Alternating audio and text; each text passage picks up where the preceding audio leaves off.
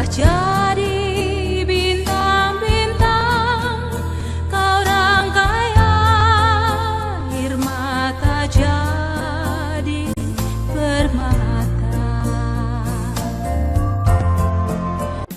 Shalom, selamat malam kepada kita bersama, Ibu Bapak, Saudara-saudari kekasih Tuhan, warga Jemaat GPIB Ebenezer Gianyar yang Tuhan cintai. Jumpa kembali di dalam program khotbah online yang akan melawat kita bersama di dalam ibadah keluarga di rumah tangga kita masing-masing. Saya berharap kita semua ada dalam keadaan sehat, tetap menjalankan protokol yang berlaku di dalam pandemi COVID-19 pada saat ini, agar kita semua dapat terlindungi di tengah-tengah kehidupan kita bersama. Saudara-saudaraku, mari kita mempersiapkan bacaan Alkitab pada ibadah keluarga malam hari ini yang terambil masih dari kitab Hosea. Kali ini atau malam ini kita akan membaca Hosea pasal 11 ayat 5 sampai ayat yang ke-7. Berharap Bapak Ibu membuka dan mempersiapkan bacaan Alkitab dari kitab Hosea pasal yang ke-11 ayat 5 sampai dengan ayat yang ke-7. Jika kita telah siap dengan Alkitab kita masing-masing, mari kita berdoa mohon bimbingan Roh Kudus. Di malam hari ini ya Tuhan, dalam ibadah keluarga, kami datang kepada Tuhan memohon bimbingan Roh Kudus bagi kami di dalam pelayanan firman-Mu. Tuntun kami, bimbing kami ya Allah, supaya kami mampu untuk hidup dalam kebenaran firman Tuhan. Di dalam nama Tuhan Yesus kami berdoa. Amin. Hosea pasal yang ke-11 ayat 5 sampai ayat yang ke-7 menyatakan, mereka harus kembali ke tanah Mesir, dan Asyur akan menjadi raja mereka, sebab mereka menolak untuk bertobat. Pedang akan mengamuk di kota-kota mereka, akan memusnahkan palang-palang pintu mereka, dan akan memakan mereka di benteng-benteng mereka. Umatku betah dalam membelakangi aku. Mereka memanggil kepada Baal dan berhenti meninggalkan namaku. Demikianlah pembacaan firman Tuhan bagi kita bersama malam hari ini. Terpujilah Kristus. Haleluya. Saudara-saudaraku yang dikasihi dan diberkati Tuhan, dalam minggu-minggu ini kita menggumuli kitab Hosea yang merupakan gambaran, merupakan sebuah manifestasi dari keadaan dan relasi Israel sebagai umat dengan Allah sebagai Tuhan di tengah-tengah kehidupan mereka. Allah menempatkan posisi sebagai sang suami dalam tanda petik, dan Israel adalah istri.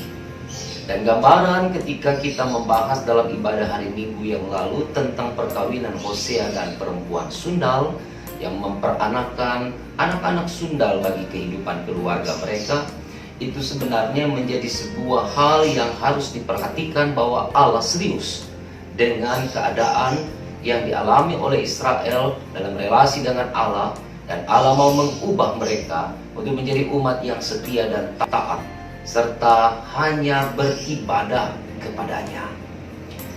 Dalam kitab ini juga tergambar dengan sangat jelas sifat dan karakter Allah.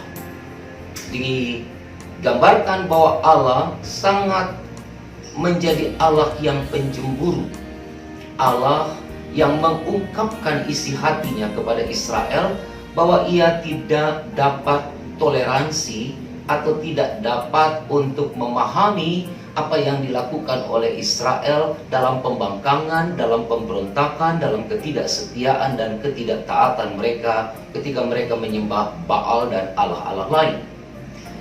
Saudara-saudaraku yang dikasihi Tuhan, kalau kita membaca di dalam kitab Keluaran pasal yang ke-20, saya ajak saudara membuka sebentar Keluaran pasal 20 ayat yang ke-5.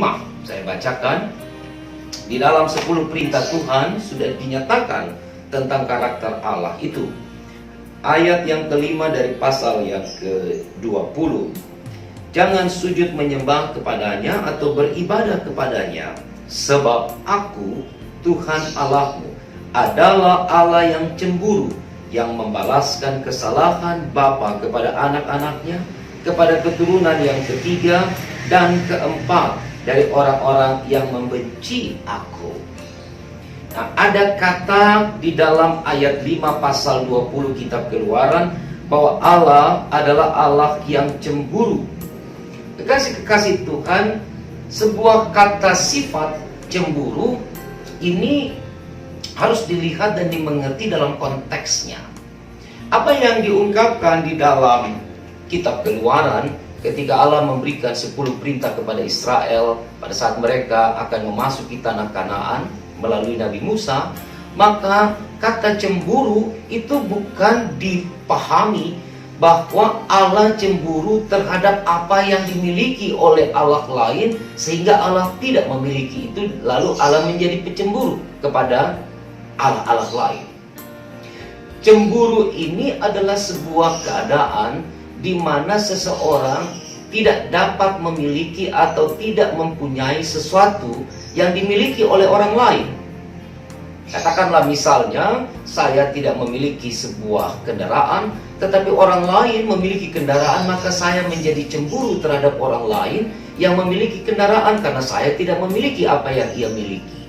Tapi dalam konteks firman Allah di dalam Keluaran 20 ayat 5, kata cemburu itu menggambarkan tentang Allah bukan iri, bukan tidak menyukai Allah lain yang punya kuasa lebih daripadanya. Tetapi konteks cemburu di sana dipahami sebagai sebuah ungkapan dari Allah bahwa hanya Dialah yang boleh disembah. Karena itu kalau saudara perhatikan di dalam ayat 5 pasal 20 tadi, sebelum kata cemburu itu ditampilkan oleh penulis kitab Keluaran, maka dikatakan jangan sujud menyembah kepadanya atau beribadah kepadanya, sebab aku Tuhan Allahmu adalah Allah yang cemburu. Jadi konteks cemburu bukan karena Allah tidak memiliki sesuatu yang dimiliki Allah lain, tetapi karena kemutlakan ibadah dan penyembahan itu hanya milik Allah. Sehingga Allah mau supaya Israel hanya fokus, hanya berkiblat kepada Allah dan bukan kepada Allah lain. Nah, konteks inilah juga yang terjadi di zaman Hosea. Ketika Israel membelakangi Allah, ketika Israel lebih menyembah kepada Allah-Allah lain, maka kecemburuan Allah itu terungkap di dalam seluruh proses kitab ini. Tetapi menarik saudara bahwa Allah tidak membalaskan kejahatan Israel dengan apa yang mereka lakukan kepada Allah. Atau dengan kata lain, Allah tidak membalaskan sakit hatinya, kecemburuannya kepada Israel yang sudah memberontak kepadanya.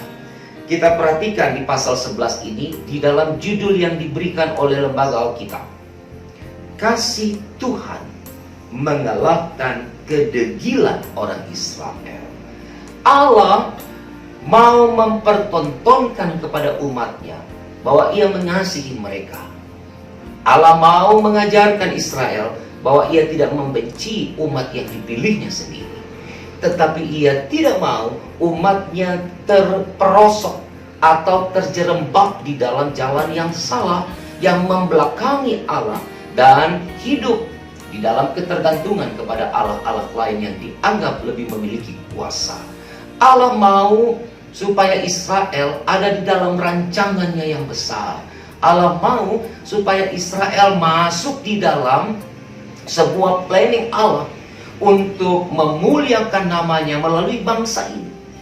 Karena itulah seluruh gambaran sifat dan karakter Allah yang ditunjukkan di dalam kitab Hosea, soal kecemburuan Allah dan juga kemurkaan Allah terhadap apa yang dilakukan oleh Israel terhadap dirinya, ini membuat dan mau menyatakan bahwa Allah tidak sedang menghukum bangsanya sendiri, tetapi Allah sedang mendidik mereka untuk menjadi bangsa yang setia kepadanya.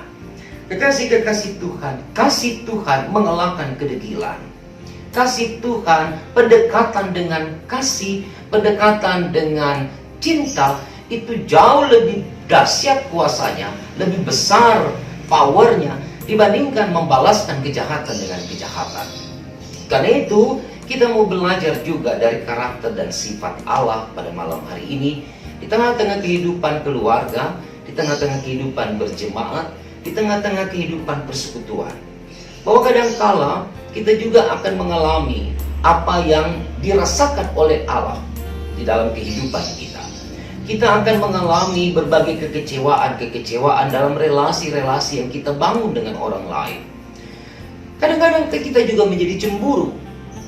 Tetapi kecemburuan kita haruslah seperti kecemburuan yang Allah alami dan rasakan. Bukan cemburu karena kita tidak memiliki sesuatu yang dimiliki oleh orang lain sehingga kita merasa iri, kita merasa cemburu terhadap sesama kita.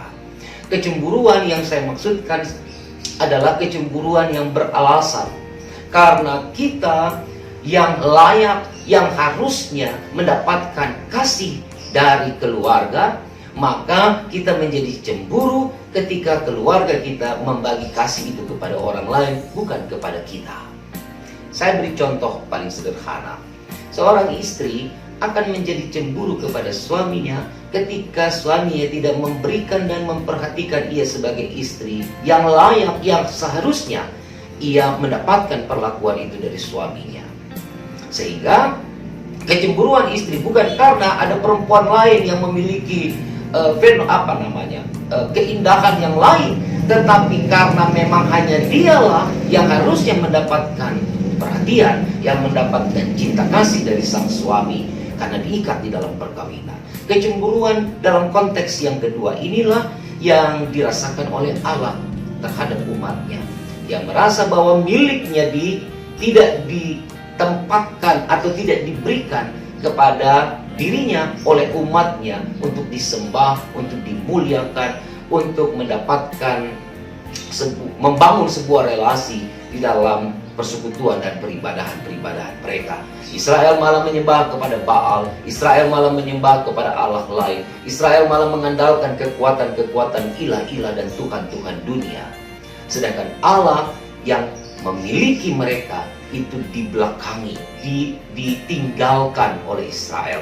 Itu yang dikatakan di ayatnya yang ke-7, umatku betah dalam membelakangi aku. Karena mereka hidup tidak setia dan tidak taat kepada Allah. Kekasih-kekasih Tuhan yang diberkati, Kristus sudah menyelamatkan kita. Kristus sudah menunjukkan kasih setianya. Allah di dalam ketritunggalannya sudah merancangkan sebuah planning besar terhadap umatnya yang percaya kepadanya. Oleh karena itu ketika saya dan saudara juga terhisap masuk di dalam kumpulan orang-orang yang percaya kepada Allah dan diberikan keselamatan dengan cuma-cuma, maka marilah kita juga menjaga perasaan dan hati Allah. Kita juga menjaga kecemburuan Allah untuk tidak mengilahkan Allah lain atau menyembah kepada Allah-Allah lain dalam kehidupan ini. Tetapi setialah untuk selalu mengandalkan dan hidup di dalam kekuatan dan kuasa Allah yang telah menyelamatkan kita di dalam Kristus Yesus Tuhan itu. Saudara-saudaraku, pandemi COVID belum berakhir. Ia masih menjadi sesuatu yang menakutkan, mengkhawatirkan, mencemaskan kita semua dimanapun kita ada.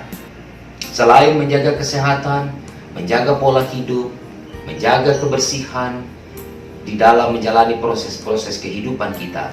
Tapi yang paling penting, secara spiritualitas, kita mau mengandalkan Tuhan di dalam kehidupan kita. Andalkanlah Tuhan secara totalitas di dalam hidupmu, di dalam rumah tanggamu, di dalam persekutuanmu, dan di dalam kehidupan bersama dengan orang lain di tengah masyarakat dan bangsa ini. Saudara, janganlah membelakangi Tuhan, janganlah menyembah kepada kekuatan-kekuatan dunia, jangan mengandalkan persepsi, naluri, dan juga semua pikiran-pikiran yang dibangun oleh manusia dengan kebenaran-kebenarannya. Andalkan Tuhan secara benar dan tepat, meskipun dalam logika-logika manusia, kepercayaan dan keyakinan iman kepada Tuhan seringkali diragukan keberadaannya.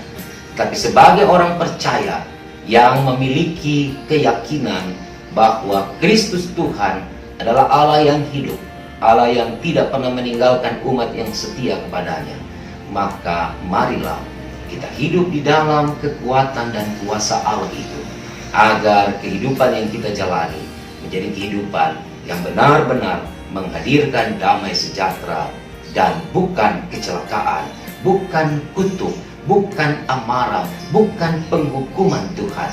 Karena penghukuman dari Allah hanya berlaku bagi mereka yang berdosa.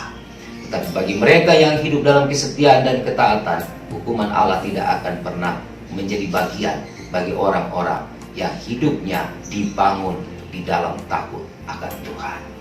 Kiranya Tuhan Yesus, sumber kehidupan ini, selalu dan senantiasa menyertai kita semua, dan senantiasa memberikan kepada kita keyakinan untuk menjalani proses kehidupan ini dalam kepastian iman, sehingga hidup yang kita bangun, hidup yang kita jalani, hidup yang berproses ini tidak menjadi kehidupan yang sia-sia, tapi menjadi kehidupan yang memuliakan Allah, yang menghadirkan kasih Allah di tengah-tengah keberadaan kita bersama.